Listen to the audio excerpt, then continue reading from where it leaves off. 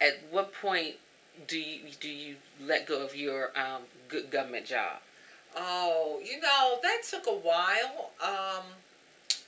Because I was still reluctant to actually call myself a writer. I was just, even though I was writing, and in fact, my husband had met Toni Cade Bambara, who was in a facility, and um, she was ill, and he told her, that his wife was writing, and she had a book contract, and I like love her work. Gorilla My Love, her short story collection is just, it's fabulous, and I was just devastated when she died. But anyhow, he'd met her, and he was telling her about me, and telling her about me, and said I was afraid to call myself a writer, and I was at work and had gone out to lunch, and he called back, and he said, did you listen to your voicemail? And I said, no.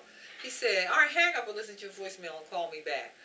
And so I listened to my voicemail, and this voice came on and said, this is Toni Cade Bambara, the writer, calling for Diane McKinney-Whetstone, the writer. And I was like, oh my gosh, because she's like someone whose work I love. And so then he said, I met her, and she's, I was telling her about you. So then I called her, and I went to see her, and, I talked to her a couple of times after that before she died, because she died shortly after that. And so I was still, like, even though I was writing, I was not willing to call myself a writer. So I actually stayed, I got, I turned the book in. The book came out in 96, and in April of 96. And even though I'd signed the contract the year before in 95. And I left at the end of 96. So I stayed like for a year after I got the contract. I just did, I just did. And but then at some point I realized, this is a wonderful job that somebody else can have, whose heart will really be in it in a way that, my heart no longer is, because I moved on.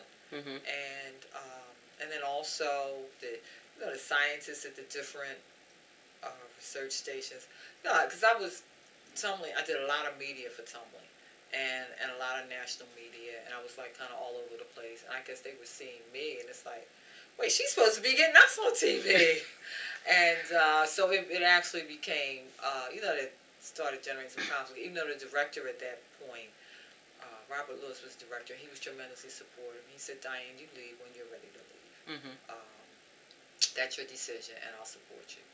As long as you're here and you're productive, you stay as long as you want. The fact that you wrote a book does not mean that you have to, that you're going to be pushed out the door. So that was so that it could be my decision, in fact.